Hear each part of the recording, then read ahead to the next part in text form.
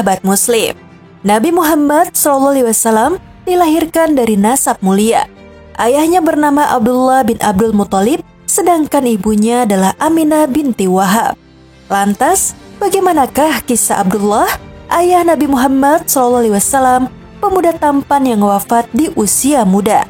Berikut ini kisah selengkapnya.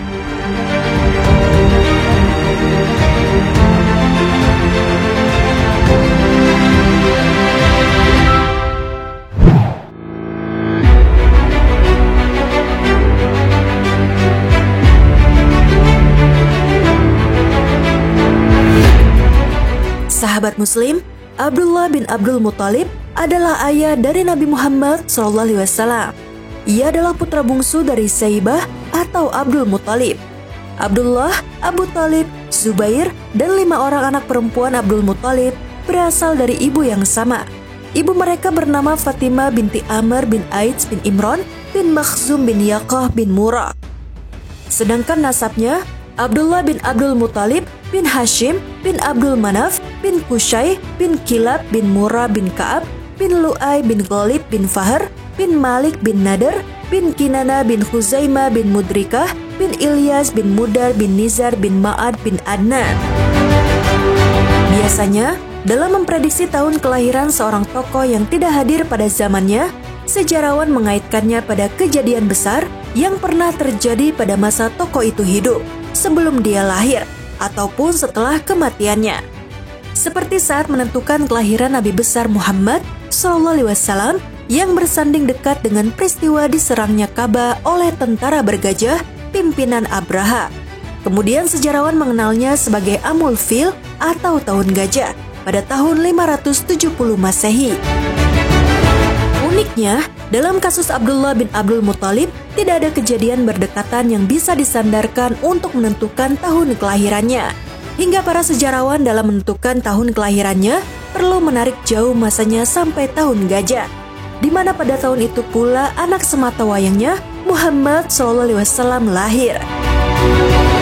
Abdullah ini adalah anak yang paling tampan di antara putra-putra Abdul Muthalib, yang paling bersih jiwanya dan paling disayanginya. Dialah yang sebenarnya calon kurban yang dipersembahkan oleh Abdul Muthalib sesuai nazarnya. Mengenai latar belakang nazarnya, disebutkan dalam riwayat Mursal Az-Zuhri dan Abu Mijlas bahwa nazar Abdul Muthalib ini terkait dengan penggalian kembali sumur Zamzam. Sebagai keturunan keluarga besar Qusay bin Kilab, Abdul Muthalib mempunyai tanggung jawab besar tentang segala bentuk yang berkaitan dengan Ka'bah, termasuk soal penyediaan air minum bagi jamaah yang tengah melaksanakan haji. Sebelum menemukan sumur Zamzam, Abdul Muthalib mengambil air dari sumur-sumur di luar Mekah yang kemudian ditampungnya di wadah air yang ada di sekitar Ka'bah. Suatu hari, Mekah tengah mengalami paceklik. Masalah ini tentunya membuat Abdul Muthalib bingung karena ribuan jamaah haji akan segera datang ke Mekah. Abdul Muthalib mengumpulkan para kabilah Quraisy untuk memecahkan permasalahan ini secepatnya. Mereka pun mendiskusikan ini di rumah Abdul Muthalib. Di tengah perbincangan, mereka teringat akan kabar sumur yang tak pernah habis sepanjang masa. Sumur itu bernama Zamzam. Sayangnya, sumur itu dikabarkan telah berabad-abad hilang dan tak ada yang tahu persis letak lokasi sumur itu berada. Namun di tengah kegalauan Abdul Muthalib, mukjizat diturunkan Allah Subhanahu wa Ta'ala kepadanya. Lewat mimpinya, Abdul Muthalib seolah diarahkan untuk menemukan sumur Zamzam. Dalam mimpinya berkali-kali itu, Abdul Muthalib diperintahkan untuk menggali sumur Zamzam. Saat itu, pembesar Quraisy menentang keras hasrat Abdul Muthalib menggali sumur Zamzam dikarenakan letaknya yang berada di antara dua berhala, Ash dan Naila. Selain itu, mereka juga mengetahui Abdul Muthalib tidak mempunyai apa dan siapa, kecuali seorang anak laki-laki yaitu Al-Harits. Hal ini membuat Abdul Muthalib tidak berdaya. Abdul Muthalib pun beranjak pergi dalam galau yang mendalam, lalu berdiri di hadapan Ka'bah dan bernazar kepada Allah Subhanahu wa Ta'ala.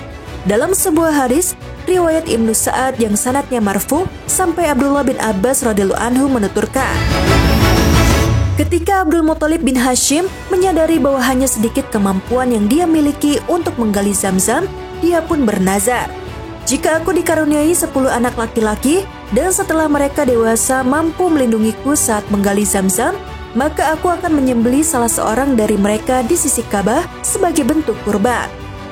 Seiring perjalanan zaman, anak-anak Abdul Muthalib pun menjadi besar dan telah genap 10 orang. Abdul Muthalib berniat merealisasikan rencananya menggali Zam-Zam, sambil bersiap-siap mengorbankan salah satu anaknya sebagai bentuk pelaksanaan dari nazar yang dia ucapkan. Kisahnya, ketika Abdul Muthalib sudah menggenapkan jumlah anak laki-lakinya yang menjadi 10 orang dan mengetahui bahwa mereka mencegahnya agar mengurungkan niatnya, dia kemudian memberitahu mereka perihal nazar tersebut, sehingga mereka pun mau menaatinya. Dia menulis nama-nama mereka di anak panah yang akan diundikan di antara mereka dan dipersembahkan kepada patung Hubal. Kemudian undian tersebut dimulai dan yang keluar adalah nama Abdullah. Maka Abdul Muthalib membimbingnya sembari membawa pedang dan pergi menuju Ka'bah untuk segera menyembelihnya. Namun orang-orang Quraisy mencegahnya, terutama paman-pamannya dari pihak ibu, dari Bani Makhzum dan saudaranya, Abu Thalib. Menghadapi sikap tersebut, Abdul Muthalib berkata, "Lantas, apa yang harus kuperbuat dengan nazarku?" Mereka menyarankannya agar dia mendatangi tukang ramal wanita dan meminta petunjuknya. Dia kemudian datang kepadanya dan meminta petunjuknya. Si peramal wanita ini memerintahkannya untuk mengundi antara anak panah bertuliskan nama Abdullah dan anak panah bertuliskan 10 ekor unta. Jika yang keluar nama Abdullah, maka dia, Abdul Muthalib, harus menambah tebusan 10 ekor unta lagi. Begitu seterusnya hingga Robnya ridho. Dan jika yang keluar nama unta, maka cukuplah unta itu yang disembelih sebagai kurban. Abdul Muthalib pun kemudian pulang ke rumahnya dan melakukan undian antara nama Abdullah dan 10 ekor unta. Lalu keluarlah nama Abdullah. Manakala yang terjadi seperti ini, dia terus menambah tebusan atasnya 10 ekor unta. Begitu seterusnya, setiap diundi, maka yang keluar adalah nama Abdullah. Dan dia pun terus menambahnya dengan 10 ekor unta, hingga unta tersebut sudah berjumlah 100 ekor. Barulah undian tersebut jatuh pada nama unta-unta tersebut. Maka dia kemudian menyembelihnya sebagai pengganti Abdullah. Unta tersebut ditinggalkannya begitu saja dan ia tidak melarang siapapun yang menginginkannya, baik manusia ataupun binatang buas. Lalu diat atau ganti rugi atas jiwa yang terbunuh di kalangan orang Quraisy dan bangsa Arab secara keseluruhan dihargai dengan 10 ekor unta. Namun sejak peristiwa itu, maka dirubah menjadi 100 ekor unta, yang kemudian dilegitimasi oleh Islam. Diriwayatkan dari Nabi SAW bahwasannya beliau bersabda, "Akulah anak cucu dari 2 orang yang dipersembahkan sebagai sembelihan atau kurban, yakni Nabi Ismail alaihissalam dan ayah beliau Abdullah." Kemudian Abdul Muthalib menjodohkan putranya Abdullah dengan seorang gadis bernama Aminah binti Wahab bin Abdul Manaf bin Zuhra bin Kilab. Aminah ketika itu termasuk wanita idola di kalangan orang-orang Quraisy, baik ditilik dari nasab ataupun martabatnya. Ayahnya adalah pemuka suku Bani Zuhra secara nasab dan kebangsawanannya. Abdullah pun dikawinkan dengan Aminah dan membina rumah tangga dengannya di kota Mekah. Tak berapa lama kemudian, dia dikirim oleh ayahnya, Abdul Muthalib, ke Madinah untuk mengumpulkan atau membeli buah kurma, lalu meninggal di sana. Menurut versi riwayat yang lain, dia pergi dalam rangka berniaga ke negeri Syam dengan memandu rombongan niaga Quraisy. Kemudian ia singgah di Madinah dalam kondisi sakit, sehingga akhirnya meninggal di sana dan dikuburkan di Dar'an Nabigoh Al-Jadi. Pada saat itu, Abdullah baru berumur 25 tahun dan wafatnya tersebut sebelum kelahiran Rasulullah SAW. Demikian pendapat mayoritas sejarawan. Riwayat yang lain menyebutkan bahwa dia wafat 2 bulan setelah kelahiran Nabi SAW atau lebih dari itu. Keseluruhan harta yang ditinggalkan oleh Abdullah adalah 5 ekor unta, sekumpulan kambing, seorang budak wanita dari Habasyah bernama Barokah yang nama panggilannya adalah Ummu Aiman. Dialah pengasuh Rasulullah SAW.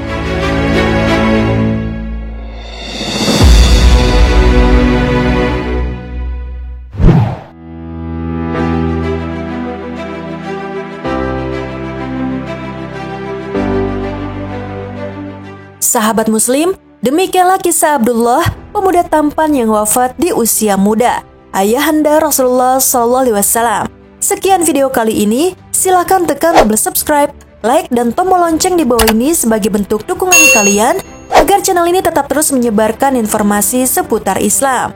Dan terima kasih untuk yang sudah subscribe. Wassalamualaikum warahmatullahi wabarakatuh.